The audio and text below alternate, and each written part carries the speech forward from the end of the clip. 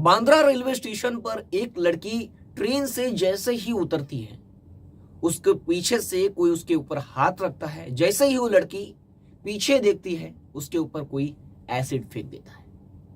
मैं आज बात कर रहा हूं प्रीति राठी की, जिस पर बांद्रा रेलवे स्टेशन पर, सबसे भीड़ भाड़ वाले रेलवे स्टेशन पर मुंबई में, जैसे ही वो ट्रेन से उतरी उसके ऊपर एसिड अटैक हुआ। आखिरकार प्रीति राठी की कहानी क्या है? आज बात इस केस पर करूंगा कि मुजरिम तक पुलिस कैसे पहुंची। 8 महीने का समय बीत गया, 1 महीने तक जंग लड़ी प्रीति अस्पताल में, लेकिन वह मौत से हार गई।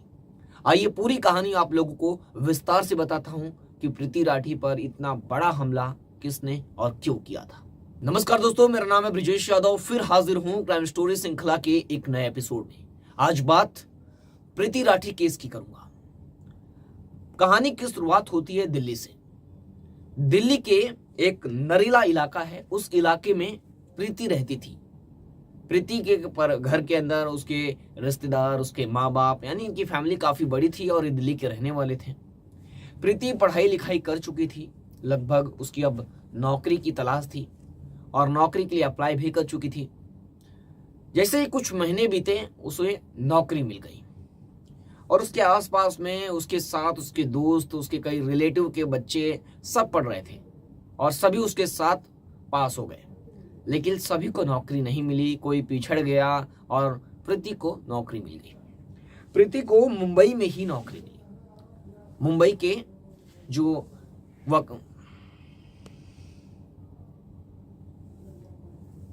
प्रीति को नौसेना के कोलाबा में आईएनएस अश्विनी हॉस्पिटल में लेफ्टिनेंट यानी नर्स का काम मिला और वह दिल्ली से अपनी नौकरी करने के लिए वो रवाना हो गई। दिल्ली से ट्रेन पकड़ती है और मुंबई आने के लिए तैयार हो जाती है और उसके साथ उसके पिता और 2 रिश्तेदार भी उसे मुंबई छोड़ने आते हैं, क्योंकि लड़की पहली बार काम करने घर से बाहर, वो भी दूर जा रही थी, एक दूसरे राज्य में, यानी दिल्ली से मुंबई आ रही थी। अब उसे उसके परिवार में उसके पिता और 2 रिश्तेदार उसे छोड़ने मुंबई आते हैं। ट्रेन पकड़ते हैं, दिल्ली स्टेशन से एक्सप्रेस ट्रेन पकड़ते हैं और मुंबई के लिए रवाना होते हैं। अब वो ट्रेन से जैसे ही मुंबई के लिए रवाना होते हैं, ट्रेन चलती है और लगभग 16-17 घंटे बाद वह 2 मई 2013 को पहुंच जाते हैं मुंबई के बांद्रा रेलवे स्टेशन पर।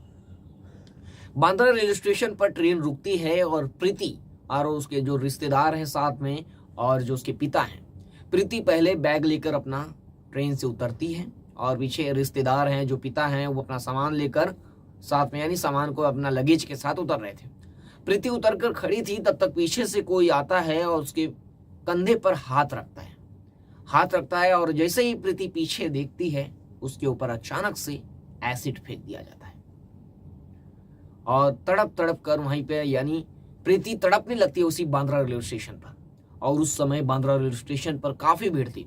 जो मुंबई में रहते हैं वो बाकायदा जानते होंगे मुंबई रेलवे स्टेशनों का हालत क्या रहता है। चर्च गेट से लेकर विरार तक हर रेलवे स्टेशन पर भारी संख्या में लोग मौजूद होते हैं, हर प्लेटफॉर्म पर, क्योंकि अब कई टर्मिनस हैं और आपको बता दें इसमें कई लोकल ट्रेन के जो प्लेटफॉर्म होते हैं लोकल ट्रेन के, उसमें तो काफी भीड़ होती है, लेकिन एक्सप्रेस ट्रेन जहाँ आती है वहाँ टाइम टू टाइम भीड़ होती है कि जब ट्रेन आने वाली होती है तो लोग जो अपने रिश्तेदार हैं उन्हें लेने या छोड़ने आते हैं, तब भीड़ वहां पर रहती है। तो ऐसे ही हुआ, वहां पर भी भीड़ थी और अचानक उसके ऊपर अटैक हुआ, लोगों का जमावड़ा लग गया और वहीं प्रीति तड़प रही थी। अब अफरा तफरी मच गई, रिश्तेदार, वहां पिता घबरा गए, क्या हुआ, किसने फेंका, और वहां पर जो भी फेंका वो इतना फास्ट था कि चेहरे पर रुमाल रखा हुआ था और वहां से भाग गया। किसी ने प्रॉपरली उसको देखा तक नहीं। अब प्रीति तड़प रही थी और तुरंत आरपीएफ को बुलाया गया, रेलवे पुलिस फोर्स आई और वहां पर तुरंत उसे नजदीकी अस्पताल में भर्ती कराया गया और इलाज चालू किया गया।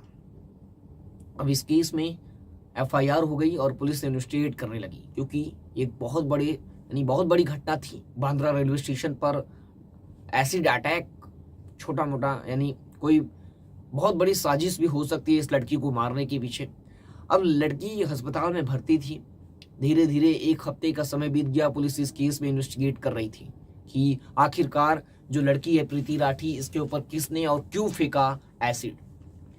अब पुलिस को कोई बड़ी लीड नहीं हाथ लग रही थी। इस केस में क्या हुआ, पुलिस को सीसीटीवी मिल गया। पुलिस अब सीसीटीवी पुलिस के पास था। जो आई विटनेस थे वो कहाँ के थे, कहाँ के यात्री थे, वो लोग चल गए अपने अपने घर। तो आई विटनेस भी पुलिस के पास नहीं थे ज़्यादा। अब उसके जो पिता हैं और जो दो रिश्तेदार हैं वो लोग थे, और प्रीति तो अस्पताल में भर्ती है। अब पुलिस के सामने दो सबसे बड़े सवाल थे कि एसिड अटैक कौन कर सकता है, और प्रीति तो मुंबई की रहने वाली भी नहीं है, और वो तो दिल्ली में रहने वाली है, दिल्ली की। और एसिड फेंकने का मकसद क्या हो सकता है? एक सीधी सादी खूबसूरत लड़की जो काम के सिलसिले में मुंबई आई थी, अचानक वो कदम तक नहीं रखी मुंबई में, जैसे ही ट्रेन से उतरी अचानक उसके ऊपर एसिड अटैक होना, ये कोई बड़ी और लंबी साजिश हो सकती है। क्योंकि कोई एसिड फेंकेगा किसी के ऊपर तो प्री प्लान या कोई बड़ी दुश्मनी होगी। अब पुलिस इस केस में इन्वेस्टिगेट कर रही थी, लेकिन पुलिस के हाथ खाली थे। पुलिस जगह जगह हाथ पैर मार रही थी, लेकिन पुलिस के सामने सीसीटीवी के अलावा कुछ नहीं थे। बांद्रा रेलवे स्टेशन और उसके आसपास जो सीसीटीवी लगे हैं वही पुलिस खंगाल रही थी, जगह जगह उसको स्कैन कर रही थी। धीरे धीरे हफ्ते का समय बीत गया। पुलिस को उम्मीद थी कि प्रीति की जो तबीयत है वो सुधरेगी और प्रीति बच जाएगी, तो कुछ बड़ा खुलासा या कुछ बड़ा अपडेट हाथ लगेगा कि उसके ऊपर कौन अटैक किया है। अब पुलिस इस केस में प्रीति से भी काफी उम्मीद थी कि अगर प्रीति कुछ बड़ा अपडेट या कुछ क्लू बता सकती है कि उसकी किसी से दुश्मनी थी या किसी से झगड़ा हुआ था या कोई अफेयर, कुछ भी, जो भी बड़ी लीड या बड़ी इंफॉर्मेशन प्रीति दे सकती थी।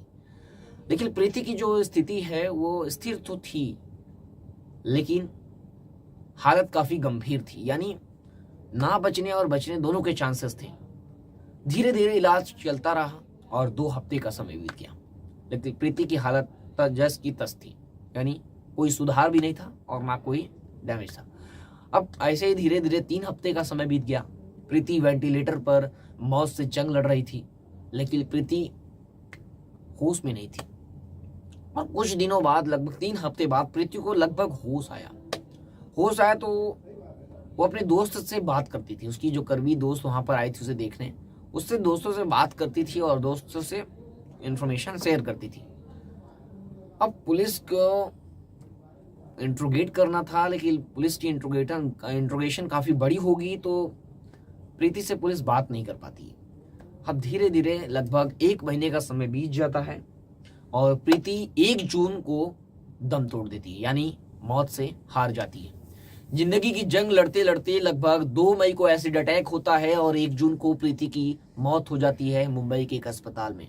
यानी एसिड अटैक की शिकार हो गई प्रीति, वो नहीं बच पाई। उसके जो फेफड़े हैं वो काफी डैमेज हो चुके थे एसिड से और उसका चेहरा काफी जल चुका था।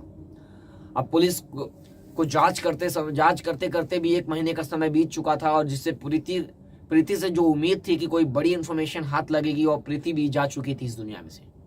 और पुलिस इस केस में कैसे कातिलों को, यानी जो एसिड अटैक किया है, कातिल तक और मुजरिम तक कैसे पहुंचेगी, और पुलिस के सामने एक बहुत बड़ा चैलेंज था, और सामने मुंबई पुलिस थी।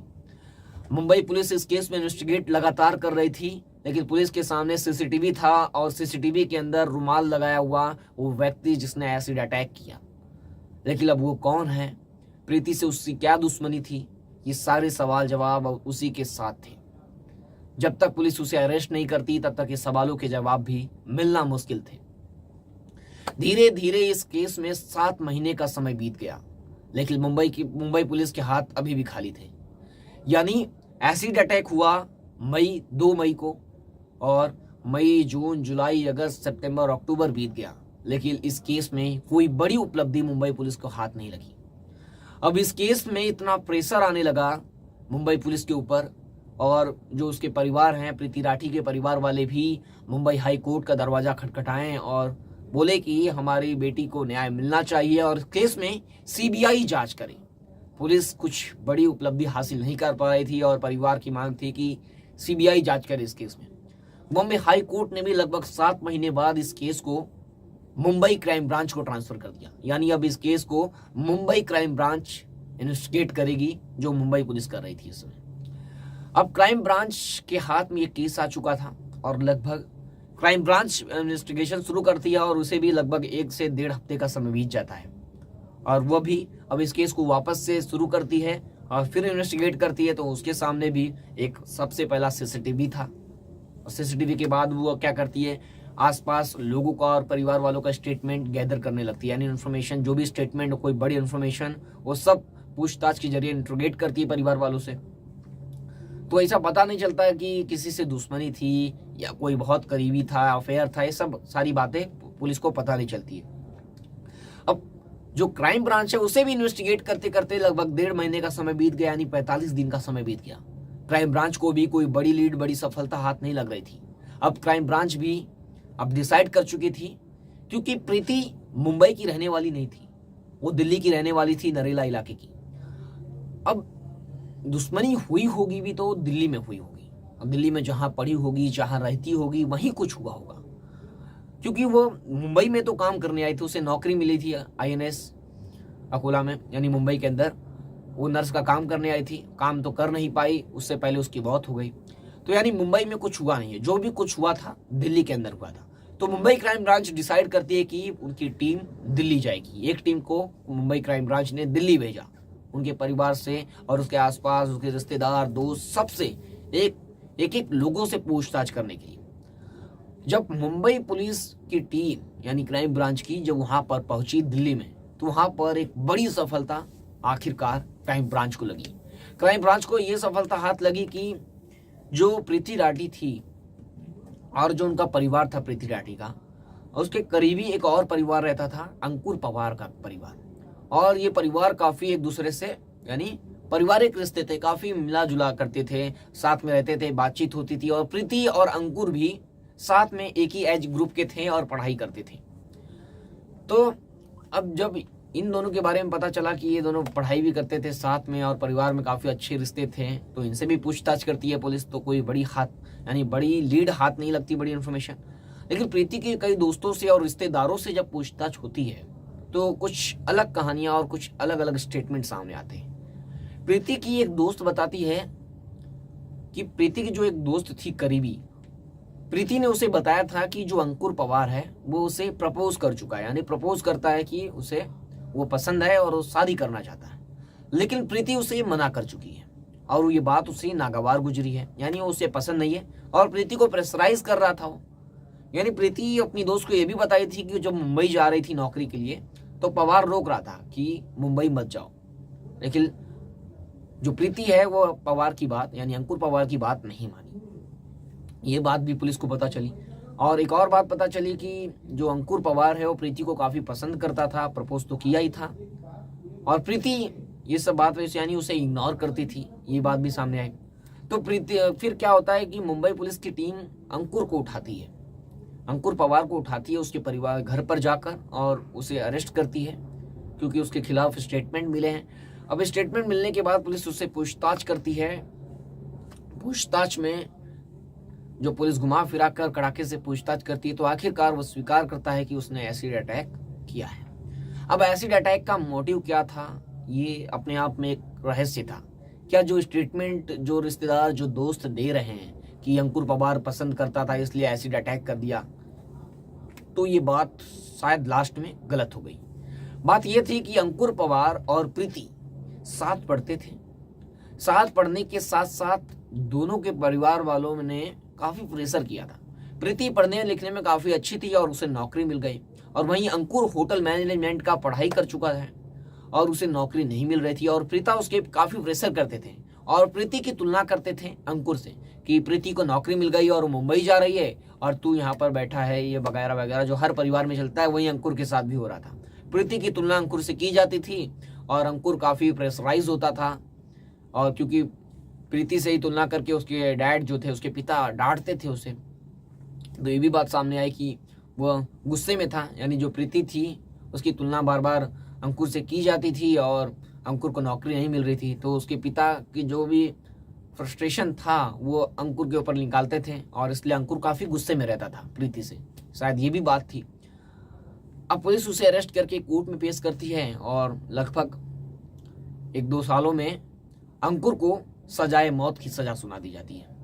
बॉम्बे हाई कोर्ट ने उसे सजाए मौत का सजा सुनाता है और उसके बाद लगभग 2019 के अंदर 2019 में 12 जून को ये मामला सुप्रीम कोर्ट पहुंच जाता है। सुप्रीम कोर्ट में पहुंच जाने के बाद सुप्रीम कोर्ट ने जो सजाए मौत की जो सजा थी यानी सजाए मौत, इसे बदलकर उम्र कैद में बदल दिया। अभी जो अंकुर की सजा थी वह उम्र कैद में बदल चुकी थी।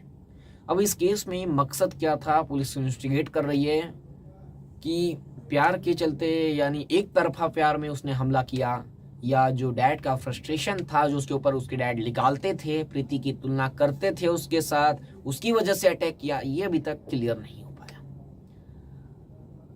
इस केस में आप लोगों की क्या राय है कमेंट करके जरूर बताएं। फिर मिलूंगा एक नई कहानी और एक नए केस के साथ। तब तक सावधान रहें, सतर्क रहें।